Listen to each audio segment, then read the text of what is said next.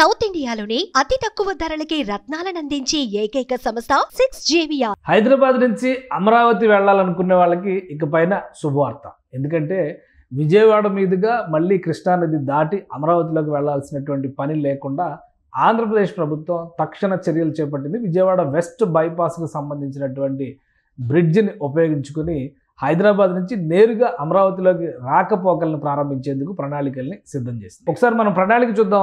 ఈ west bypass ఏంటి, అది హైదరాబాద్ నుంచి విజయవాడ వెళ్ళేటువంటి రూట్ మ్యాప్కి ఏ విధంగా ఉపయోగపడుతుంది, దీన్ని విశ్లేషించేటువంటి ప్రయత్నం చేద్దాం. దాదాపు 48 కిలోమీటర్ల దూరం డిస్టెన్స్ని కవర్ చేస్తూ అటు గుంటూరు నుంచి ఇటు రాజమండ్రి వైపు వెళ్ళేటువంటి వాహనాలు విజయవాడ నగరంలో ట్రాఫిక్ రద్దీలో ఇరుక్కుపోయేటువంటి పరిస్థితి లేకుండా తయారు చేసినటువంటి ప్రణాళికే ఈ వెస్ట్ బైపాస్ రోడ్డు.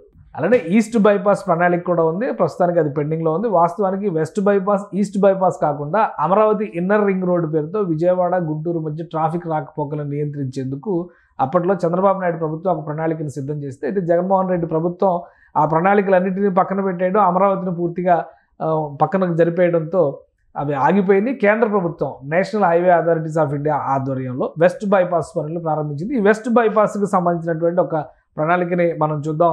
వెస్ట్ బైపాస్కి సంబంధించినటువంటి మ్యాప్ ఇది. వాస్తవానికి ఆంధ్రప్రదేశ్కి సంబంధించినటువంటి ఎవరికైనా కానీ ఇది చాలా సులువుగా అర్థమయ్యేటువంటి ప్రక్రియ. వెస్ట్ బైపాస్కి సంబంధించిన ప్రణాళిక ఇది. ఇందులో మొత్తం విజయవాడ నగరం మొత్తం కూడా ఈ ప్రదేశంలో, ఈ ప్రాంతంలో ఇక్కడ నిమగ్నమై ఉంటుంది. విజయవాడ కేంద్రీకృతమై ఉంటుంది ఈ ప్రదేశంలో. సో ఇటు నుంచి అంటే చెన్నై వైపు వెళ్ళేటువంటి మార్గం ఇది. వైజాగ్ అంటే కలకత్తా వైపు వెళ్ళేది. ఇది హైదరాబాద్ హైవే, అంటే ఇది NH65 అంటారు. ఇది NH65, ఇది NH45 ఇది.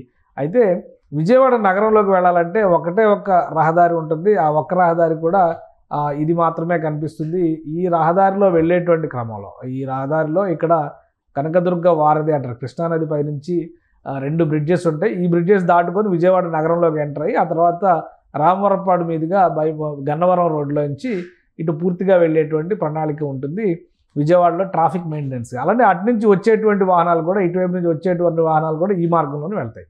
ఈ ట్రాఫిక్ రద్దీ నేపథ్యంలో విజయవాడ నగరం పైన ఈ ప్రాబల్యాన్ని, ప్రభావాన్ని తగ్గించేటువంటి క్రమంలో ఈ వెస్ట్ బైపాస్ అనేటువంటి ప్రణాళికని సిద్ధం చేశారు. అయితే ఈ వెస్ట్ బైపాస్కి సంబంధించి ఒక 50% కంప్లీట్ అయిపోయింది మనం అని చెప్పాల్సి ఉంటుంది. ఎందుకంటే మొత్తం టోటల్ ప్యాకేజీ 48 కిలోమీటర్ల ప్యాకేజ్ అయితే దీన్ని 2 ప్యాకేజీలుగా విడగొట్టారు. ఒకటి విజయవాడ నగరం నుంచి మొదలుపెట్టి ఇక్కడ చిన్న అవుట్పల్లి వరకు జరిగేటువంటి నిర్మాణం, ఇది ప్యాకేజ్ 1. ఈ ప్యాకేజ్ 1కి సంబంధించినటువంటి బాధ్యతల్ని MEIL గ్రూప్ నిర్వర్తిస్తుంది. MEIL గ్రూపు ఆల్మోస్ట్ ఈ రూట్ మ్యాప్ మొత్తంలో చూస్తే కనుక 90% నిర్మాణం పూర్తి చేసింది. చివరికి టోల్ గేట్లు కూడా అక్కడ ఏర్పాటు చేసేసింది. ఒక టోల్ గేట్ వస్తుంది ఈ మార్గంలో, అలానే ఇటువైపు మార్గంలో ఒక టోల్ గేట్ వస్తుంది. ఇక కృష్ణానది బ్రిడ్జ్ దగ్గర నుంచి ఇక్కడ చిన్న కాకాని వెళ్ళేటువంటి మార్గం మొత్తాన్ని కూడా నవయుగ అండ్ అదానీ గ్రూపు ఒక జాయింట్ వెంచర్ ప్యాకేజ్ కింద, ప్యాకేజ్ 2 కింద ఇక్కడ కన్స్ట్రక్షన్ పనులు మొదలుపెట్టింది.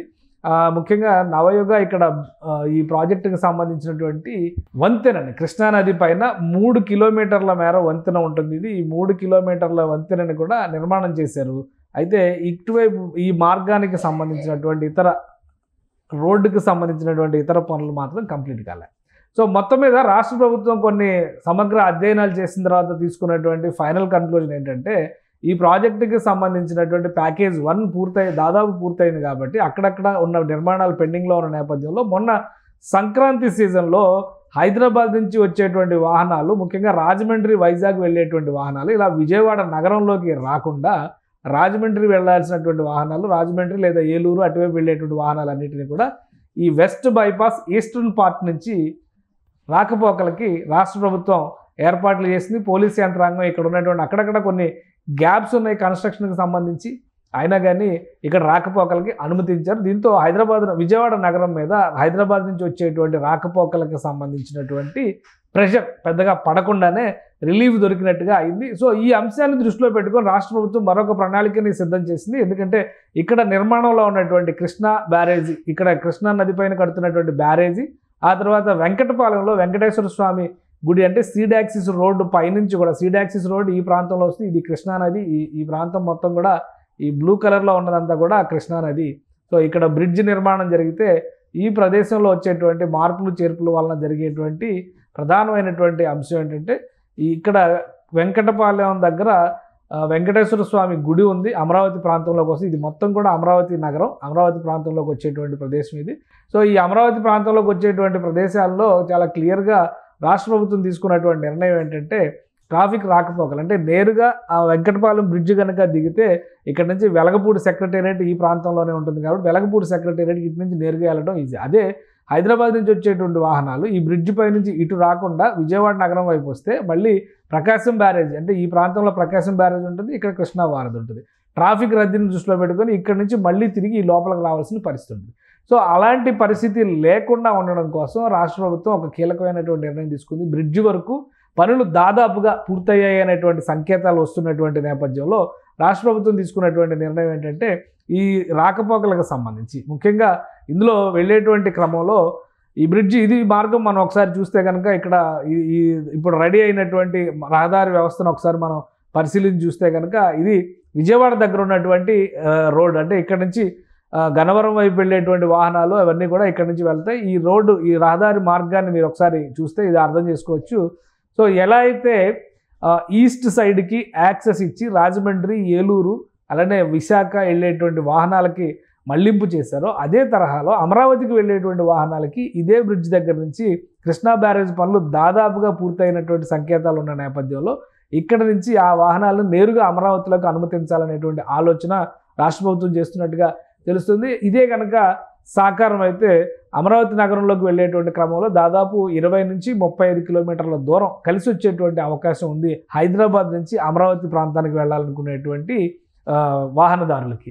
సో ఈ అంశాన్ని దృష్టిలో పెట్టుకుని రాష్ట్ర ప్రభుత్వం ఇప్పుడు పెద్ద ఎత్తున ప్రణాళికల్ని సిద్ధం చేసుకునేటువంటి ప్రయత్నాల్లో ఉంది. నేరుగా అక్కడ నిర్మాణం జరుగుతున్నటువంటి ప్రదేశాలు, నిర్మాణంలో ఉన్నటువంటి ఇతర అంశాలు దృష్టిలో పెట్టుకుని ట్రాఫిక్ క్లియరెన్స్ కోసం కొన్ని జాగ్రత్తలు తీసుకున్నారు. అండర్ కన్స్ట్రక్షన్లో ఉన్నటువంటి ప్రదేశాల దగ్గర మాత్రం ప్రమాద హెచ్చరికలకు సంబంధించినటువంటి సంకేతాలు పెట్టాలనేటువంటి డెసిషన్ తీసుకున్నారు. విజయవాడ మీదుగా వెళ్లకుండా ఏలూరు, రాజమండ్రి వైపు వాహనాలను మళ్లించేటువంటి క్రమంలో అక్కడ పోలీస్ ఎస్కార్ట్ను ప్రత్యేకంగా పెట్టి వాహనదారులు ఇబ్బందులు పడకుండా ముఖ్యంగా రాత్రి వేళల్లో అక్కడ కొంత సగం కన్స్ట్రక్షన్ చేసి ఉన్నటువంటి గుంతలు కానీ ఇతర ఆటంకాలు కానీ తగులుకోకుండా ఉండేందుకు ప్రత్యేకమైనటువంటి ఏర్పాట్లు చేశారు. అదే తరహాలో ఇప్పుడు అమరావతి వైపు కూడా ఏర్పాటు చేయాలనుకున్నారు. బ్రిడ్జ్ పని దాదాపుగా 90-95% పూర్తయినట్టుగా సమాచారం వస్తుంది. ఈ నేపథ్యంలోనే అధికార యంత్రాంగం దీని ఒక ప్రత్యామ్నాయ ప్రణాళిక కింద రాష్ట్ర ప్రభుత్వానికి సూచించింది.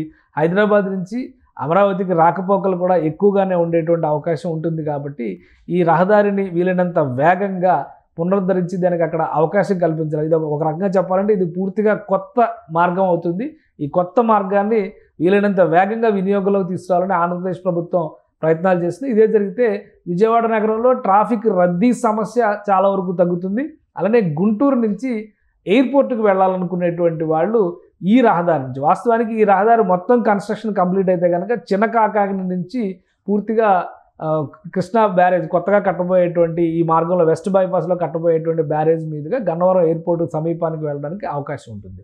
కానీ మొదట ప్రారంభించాల్సినటువంటి ప్రణాళిక చివరిలో ఉంది కాబట్టి ప్యాకేజ్ 2లో ఎండింగ్లో ఉన్నటువంటి ఎన్ఆర్ఐ హాస్పిటల్ దగ్గర అండర్ కన్స్ట్రక్షన్లో ఉన్నటువంటి రహదారులకు సంబంధించి ఇంకా పనులు చాలా పెండింగ్లో ఉన్నాయి. సో బ్రిడ్జికి సంబంధించి తుది మెరుగులు దిద్దితే కనుక ఆ ప్రాంతంలో అంటే కృష్ణానది నుంచి దాదాపు 7 కిలోమీటర్ల అవతలకి హైదరాబాద్ నుంచి వెళ్ళేటువంటి వాహనదారులు అక్కడ ల్యాండ్ అయ్యేటువంటి అవకాశం ఉంటుంది. దీనివలన నేరుగా అమరావతి సెక్రటేరియట్లోకి వెళ్ళేటువంటి పనులు చూసుకోవాలనుకునే వాళ్ళు, అమరావతి ప్రాంతానికి వెళ్ళాలనుకునే వాళ్ళు, ఒకవేళ గుంటూరుకు వెళ్ళాలనుకున్నా కానీ కొంతవరకు అక్కడ షార్ట్ కట్స్ అంటే ఇంకా సరైనటువంటి రహదారులు లేవు కాబట్టి ఆ దారులపైన అవగాహన ఉన్నవాళ్ళు వెళ్ళడానికి కొంత అవకాశం ఉంటుంది. లేదు సురక్షితమైనటువంటి ప్రయాణం చేయాలంటే హైవే మీద నుంచి వెళ్ళాలి. కానీ అమరావతికి వెళ్ళాలంటే మాత్రం ఈ కృష్ణానది పైన 3వ బ్రిడ్జి, ఎందుకంటే ఈ ప్రాంతంలో కనకదుర్గ వారధి ఉంది, అలానే ప్రకాశం బ్యారేజ్ ఉంది. అది కాకుండా ఈ వెస్ట్ బైపాస్ బ్రిడ్జ్ కూడా అందుబాటులోకి తీసుకురావడానికి అధికారులు పెద్ద ఎత్తున కసరత్తు చేస్తున్నారు. రాష్ట్ర ప్రభుత్వం కూడా దీనికి గ్రీన్ సిగ్నల్ ఇచ్చినటువంటి నేపథ్యంలో సిఆర్డీఏ అధికారులు కూడా ఎక్కడైతే ఈ బ్రిడ్జ్ ల్యాండ్ అవుతుందో ఆ పరిసర ప్రాంతాలన్నింటినీ కూడా ఎలాంటి ఆటంకాలు లేకుండా అట్ ద సేమ్ టైం కాస్త బ్యూటిఫికేషన్ చేయడం ద్వారా అమరావతి నగరంలోకి అంటే రాజధాని నగరంలోకి ఎంటర్ అయ్యేటువంటి అనుభూతిని కల్పించేందుకు తీసుకోవాల్సిన జాగ్రత్తలపైన కూడా అధికారులు కసరత్తు చేస్తున్నారు. సో హైదరాబాద్ నుంచి వెళ్ళాలనుకునే వాళ్ళు అతి త్వరలోనే నేరుగా అమరావతిలోకి అంటే గొల్లపూడి నుంచి రైట్ టర్న్ తీసుకుంటే కృష్ణానది 3వ బ్రిడ్జ్ మీదుగా అమరావతిలోకి నేరుగా గ్రాండ్ ఎంట్రీ లభించేటువంటి అవకాశాలు అతి సమీపంలోనే కనిపిస్తున్నాయి. సుమన్ టీవీలో మీ పర్సనల్ అండ్ బిజినెస్ ప్రమోషన్స్ కోసం కింది నెంబర్కి కాంటాక్ట్ చేయండి.